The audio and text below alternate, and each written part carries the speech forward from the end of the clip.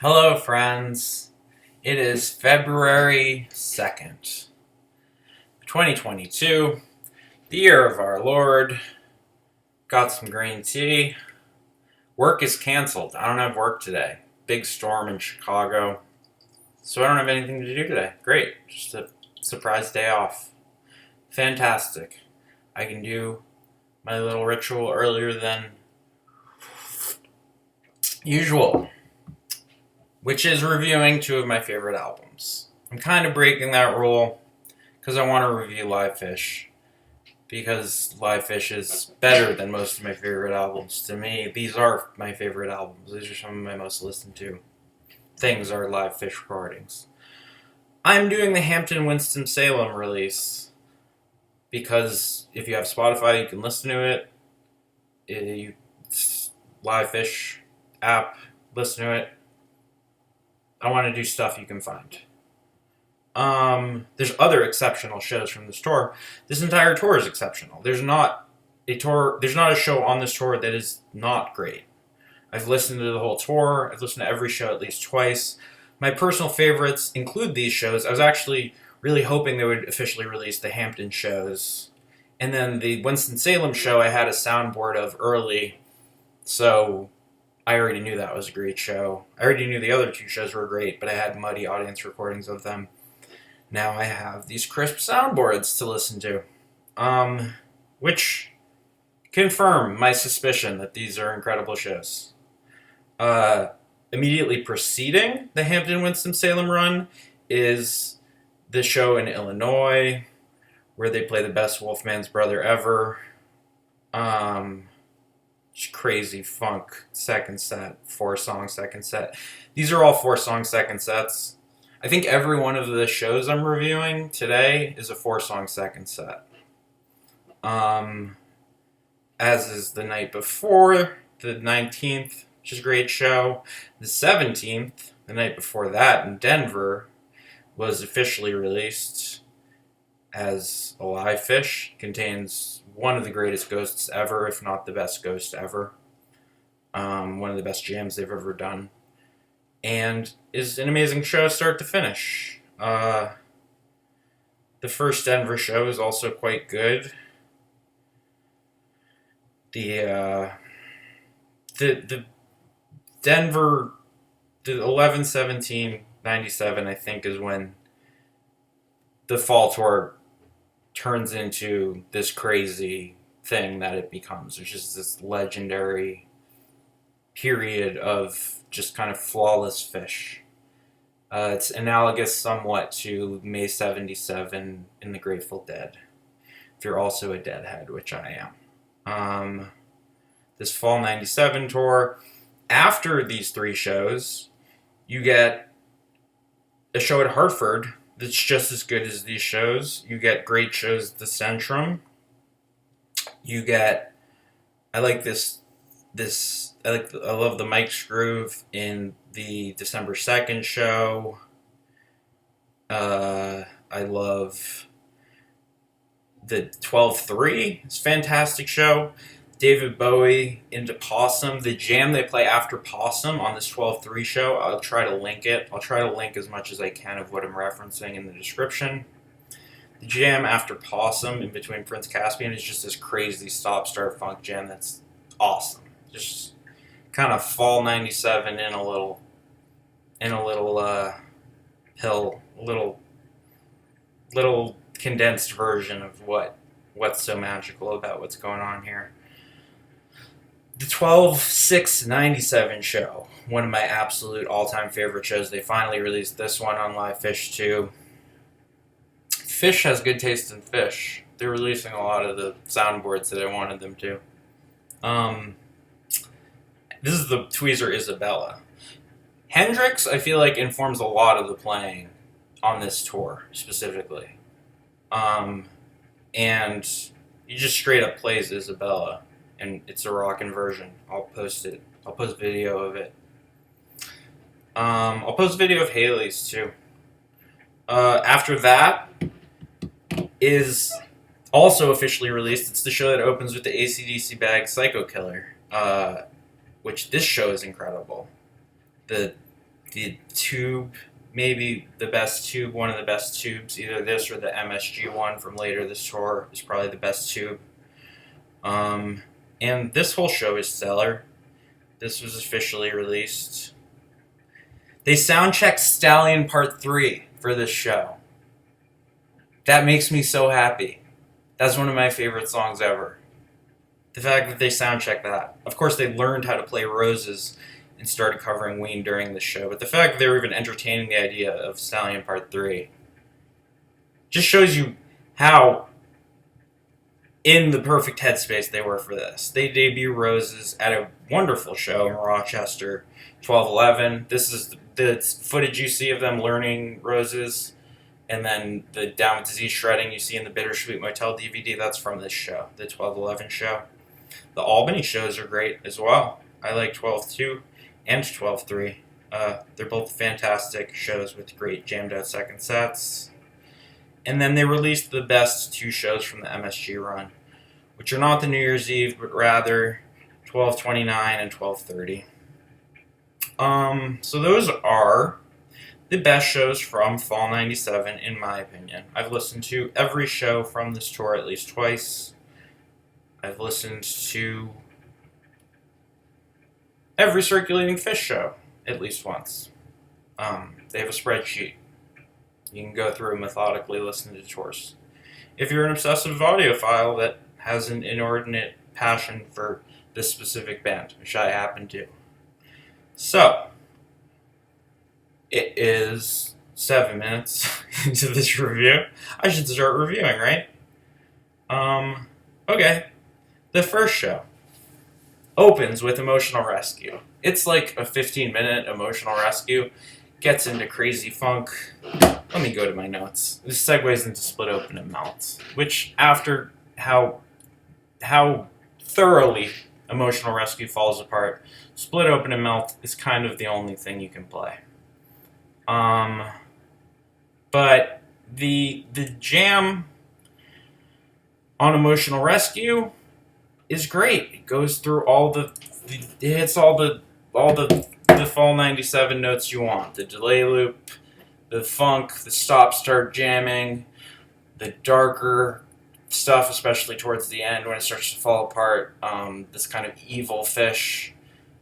Trey's playing with these tones that he uses.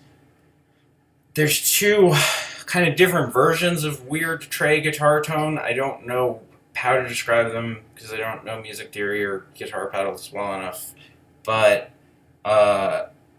one instance is the way he plays in Stash. If you go to the Stash from this run, you go 13 minutes in exactly, you'll hear what I'm talking about. He does this soft, like, bird chirpy guitar that's like, just like kind of gently prodding at the thing. It's this kind of trebly, spaced out, super compressed, which he uses that in the jams during these shows. And he also uses a wilder version of it that reminds me more of like a Hendrix, which is difficult for me to do a cappella, but he uses these different guitar compression, distortion, filtered versions of his playing that add all these cool dimensions. It's like he has a bunch of new toys. Fall 97, it sounds like, oh, I got a bunch of new toys and I'm going to show them off. And he sounds like he's eager to play with his new toys. The first show. Let's go back to the set list. Emotional Rescue. Fantastic jam. This song is hilarious. It's Mike singing falsetto love song. I just love that they cover this. I love the version of this. The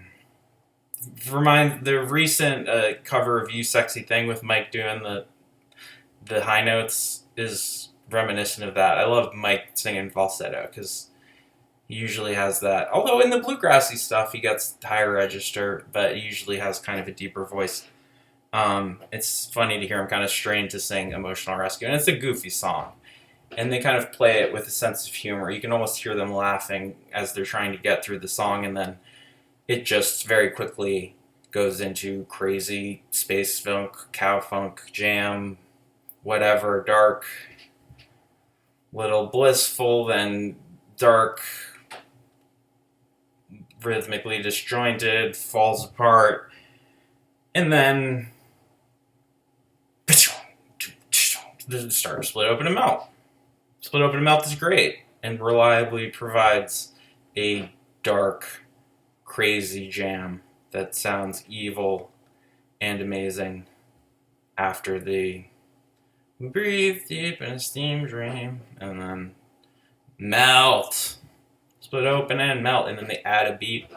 I love the way that this song works. I don't know how the time signature is on it exactly. It doesn't sound quite like 4 to me because of the down, down, down. It's like it's 4 for measures, and then the down, down, down. It's like skips. I don't know. I'm not an expert. I am a lover. I am a enthusiast. I'm not an expert at anything. But I do love Phish. And I love Split Open and Melt. It's one of my favorite songs. After Split Open and Melt, which is a great Split Open and Melt, Trey's peaking on these shows is fantastic. Like the way he plays on the Hood peak, the way he peaks Chalk Dust later in this set. He's just very on point. And also very funky. So it's kind of, you get the best of both worlds. After Split Open and Melt, you get a nice breather with Beauty of My Dreams, which is a lovely bluegrass song. Then Dogs Stole Things. This is kind of a plodding blues thing. I never loved this song. I was never excited to hear this song. I think this is a mediocre kind of filler song.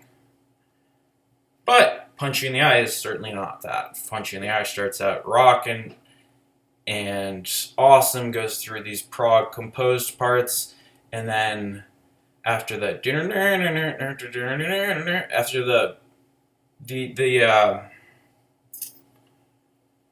I was just doing the stash lick instead of the Punch You in the Eye. The Punch You in the Eye lick is the.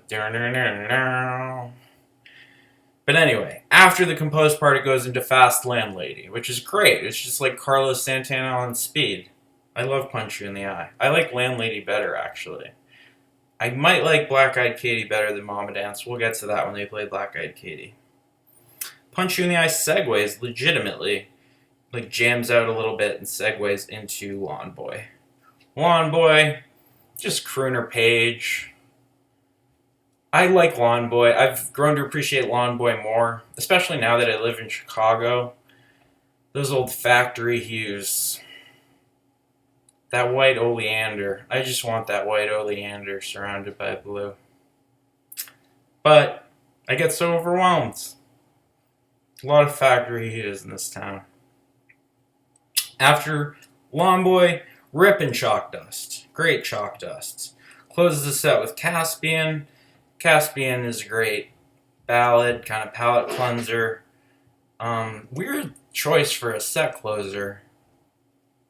Because usually they go out kind of rocking, but gets into a nice little blissful jam, doesn't get too far out, and then Trey instructs you that you're going to wait 15 minutes, which is actually 40 minutes, by the way, the 15 minutes every time. And then starts the second set, which is a 4-song set that is replete with crazy cowfunk jams, and one of their best sets that they've played. Starts with Ghost. Ghost reliably goes into crazy funk. It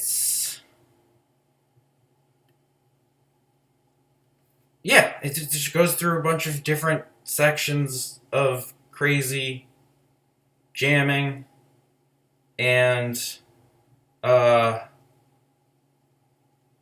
don't know how to describe Ghost jams.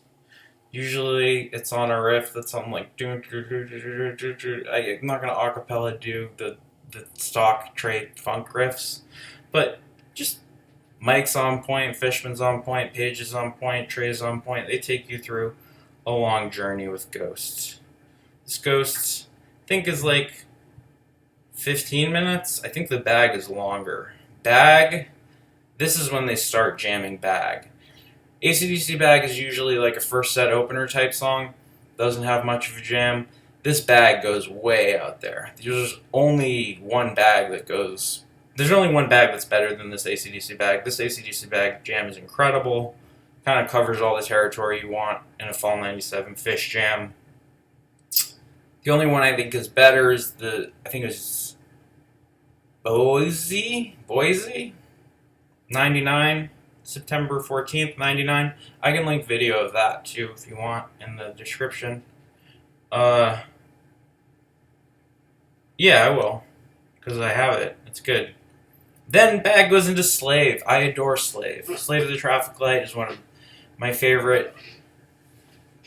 It is my favorite set closer.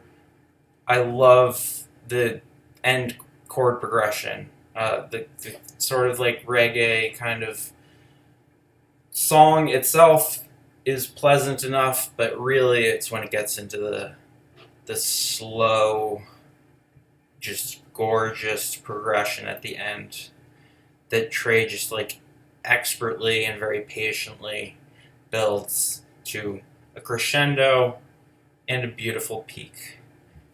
And then you get Loving Cup. If the Emotional Rescue opener didn't warn you, these guys are like the Rolling Stones. They were a great rock and roll band. Then the encore, Gaiuti. Gaiuti is a lovely song. It's pretty much the same every version, but it's a complex song with a bunch of different sections and movements, so you feel like you've had a whole experience with Gaiuti. I think Gaiuti is a good encore. The following show, the first night of Hampton 97, 11/22/97. This is a lot of people's favorite show of all time, with good reason. Opens with an incredible Mike's groove, classic Mike's groove, just Mike's Hydrogen. The Mike's gets dark, the Mike's gets funky, the Mike's peaks, then it goes and falls apart, then it gets back into being funky and peaks again before you hear those triplets on the ride that you want. I always want to hear just like the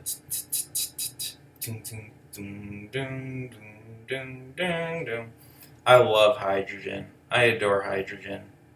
As a bridge between Mike's and Weekapaw, I just think it stands on its own as a beautiful instrumental. Just the level of kind of self-conscious beauty that's contained within some of these instrumental compositions is why Phish is so important to me. They're so technically able to create this complex stuff, but still keep it beautiful and relatable, which a lot of other prog bands, I consider Phish basically a prog band, they're not really concerned with beauty. They're not really concerned with spontaneity. They're not concerned with funk at all, most of them. It's just more precision and impressive, whatever. But if you just listen to King Crimson records all day, take this from me. I listened to King Crimson records all day for years. It's very dark. It's a very kind of like yes, Rick Wakeman and Bill Bruford and Chris Squire and Steve I'm talking about two bands now. I'm talking about Yes and I'm talking about King Crimson. Yes is more beautiful melodic. So I guess Yes, you can kind of be a functional member of society and listen to Yes all day. Crimson, the Fripp, Bruford, that's what I'm talking about with the dark. Although Phish gets the dark and the light, you know? You have Carini and you have Prince Caspian. Sometimes within the same song, you have the dark and the light. Such as Harry Hood. Opens with like metal and then becomes this really incredible, blissful progression. Let me see if I have notes on this. The peaking on this Hood is really exceptional.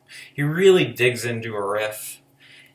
He uses that strategy of repeating one riff over and over again until it's kind of like the band has done everything it can around it, and then he finally moves the riff into a peak. And he does that exceptionally on this Hood. The train song segues out of Hood and is a great breather, which you need after that Mike's Groove Harry Hood. You need a train song. Just, a nice Mike song about, traveling, being with friends, and kind of just like a humble offering of a song. It's very pretty. Billy Breathes also functions like a Billy Breather. Then we're back into crazy. Fuck your face, rock your fucking brain out, melt you. Frankenstein into Izabella.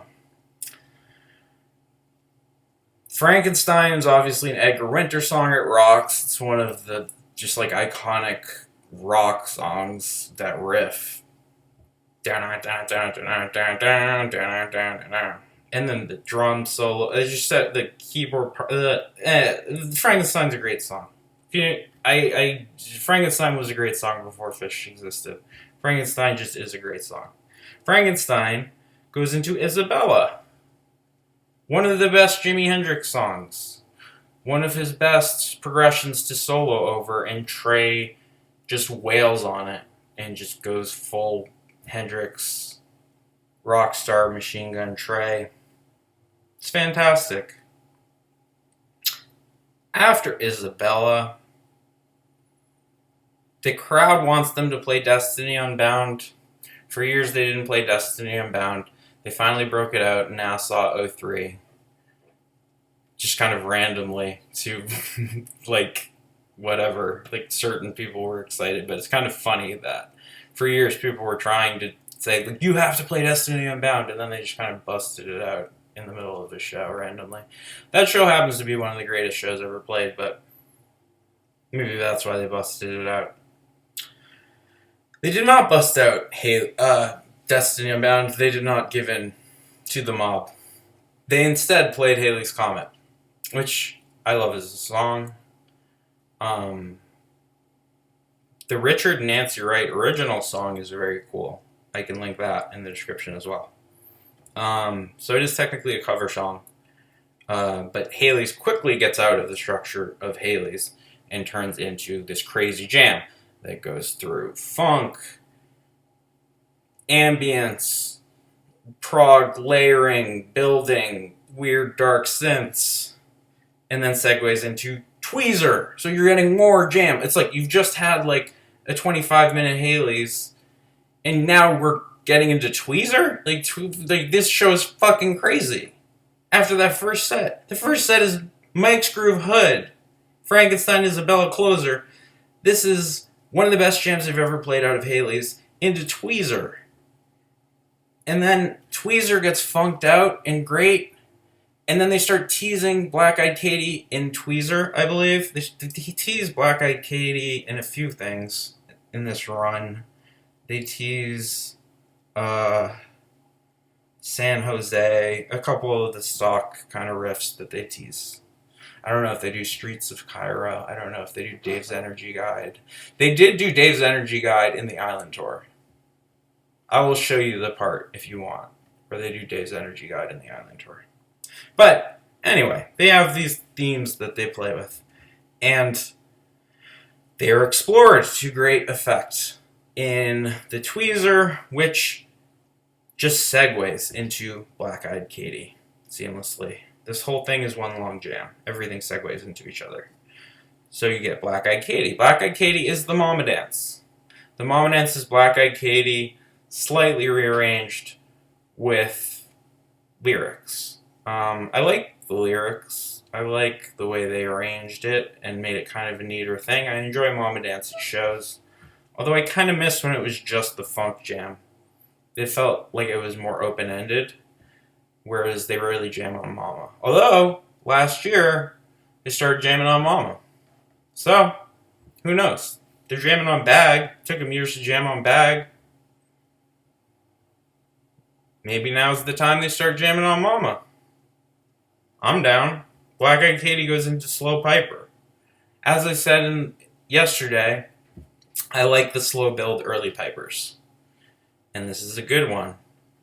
And it goes into an incredible antelope. His playing on antelope is fantastic. Just Rockstar Trey. Machine gun. Everything you want. Nothing you don't. After Antelope, after that show, you're fucking exhausted. You just need Bounce and Tweezer Reprise and you need to get the fuck out of there. I mean, I like Tweezer Reprise a lot in general. But I like when they break it up and play the Tweezer Reprise outside of the Tweezer, but after this specific set, it feels like the bounce and tweezer is needed. The same trend for all of these. They all have kind of unremarkable encores, distinct from the Island Tour, which are all have exceptional encores. Although Gaiuti is one of the encores, so one of the encores is the same as in here. But the encores in these three shows are the Bounce and Tweeprise, the Julius, and the Gaiuti. Although the Julius is fine because you get some more rock and Trey blues licks in there before you go. Nice little send me home. This Winston Salem show, this was one of my most treasured recordings because I had a soundboard of it before they released it as a soundboard. So it was one of the best sounding shows I had. It's also quite a good show. Opens with My Soul. My Soul, Julius, I put in the same category, just kind of stock Trey blues shredding. Good. Good opener. Then it goes into Theme from the Bottom. I love this song. I think the lyrics are great. I think melodically it's really cool, especially when it gets to the end section where it's like the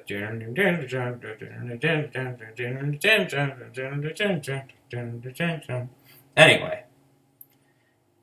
After that, they go into Black Eyed Katie again. Black Eyed Katie is this whole run. Like, that funk groove, that's kind of a synopsis of what's being played this entire run. The stash in this set. Okay, so it goes Black Eyed Katie, Sparkle. Sparkle's lovely. Breather, rock out with reassuring lyrics. Then gets into a twist. Again, a slow, jammed out twist. I like the slow build twist. He actually teases Yes. Okay, I was thinking about Yes. It's not my fault. I listened to the show. I swear they tease Yours Is No Disgrace in this show. Before the Gaiuti encore. Listen, he teases Yes. He knows what's up. Anyway, this stash gets into really dark, like type 2, crazy funk that it's not quite meaty. That's softly playing through the super compressed thing that I tried to explain earlier. Stash doesn't end. It doesn't go back to the shredding peak and then the maybe so, maybe not. It just jams and jams and jams and jams and then eventually turns into this kind of like funky, like upstroke jam and goes into And I See You. Segues seamlessly into And I See You. Lovely song. Ska song. Fishbone. Real big Phish. Phish is ska. Kind of. Phish is punk. Kind of. I don't know. I don't know what genres are. Phish is all the genres. I like the bands that play all the genres. Those are my favorite. In The Lawn Boy, I forgot to mention, there's like a parody of a drum solo. Like, Fishman is... His style of playing is kind of like a Keith Moon style, where he's always taking a drum solo. So it's hilarious because they're like, Fishman, take a drum solo. And then he's just like, I don't know. Like, he just like...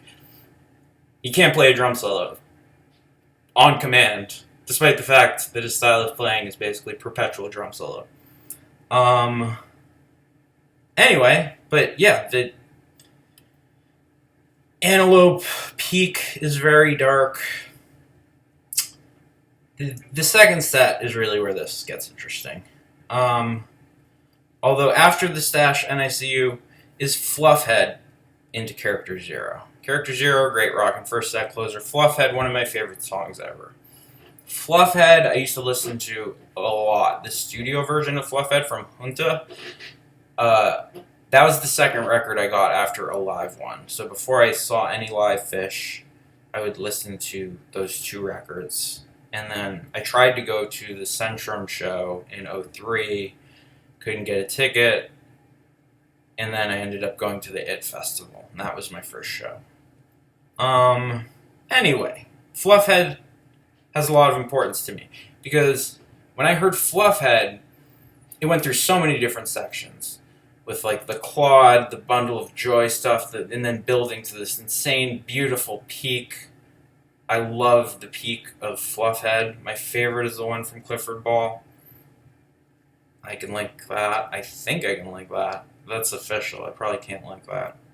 Anyway, Fluff Head is a song that personally holds a lot of meaning to me because it completely expanded my idea of like what was allowed to be a song. Like, I didn't know you could put like 10 different songs in a song. Like, I'd heard Happiness is a Warm Gun. I knew you could have like different. I heard Paranoid Android. Like, I knew you could do one part and then another part and then another part. But Fluff Head is just like, it's like classical composition level of so many different moods and changes. So precise. I adore this song. Fluff Head Character Zero. That's how you close the first set. How you open a second set with a long jammed out bathtub gin, which always starts kind of playing on the Gershwin theme, the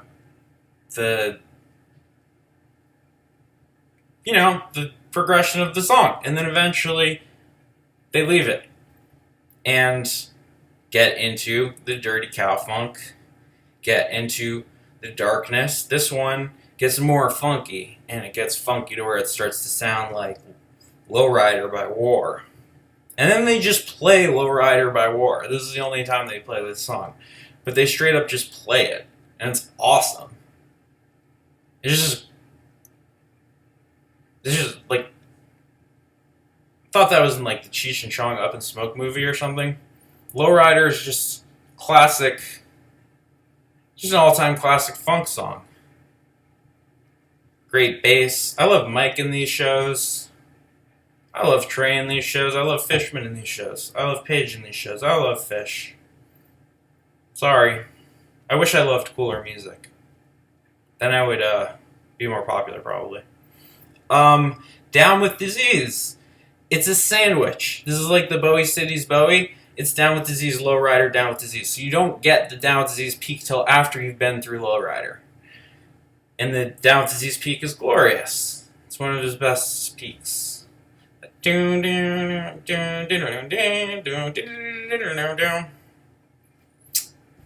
so then you get more jamming with the Disease. And then the Hendrix that I suspect is underneath all of the Fall 97 is presented once again. We've heard Izabella, now we're going to hear Bold as Love. They're making a point, I feel like, with the Stones and Hendrix. They're like, these are directly influential bands to us. We love these bands. We love this music. We can perform it at a very high level. And I love this song, Bold as Love. It's an incredible song. Goes through all the colors, lets you know that you should be loving towards other people. Then the Julius Rockout blues closer. And we're at 35 minutes, so I guess I'll stop. I feel like I'm repeating myself. Phish does repeat themselves a lot in this run, so anyway. Silence contagious, and moments like these consume me and strengthen my will to appease. A passion that sparked me one terrible night, and shocked and persuaded my soul to ignite, and shocked and persuaded my soul to, and shocked and persuaded my soul to, and shocked and persuaded my soul to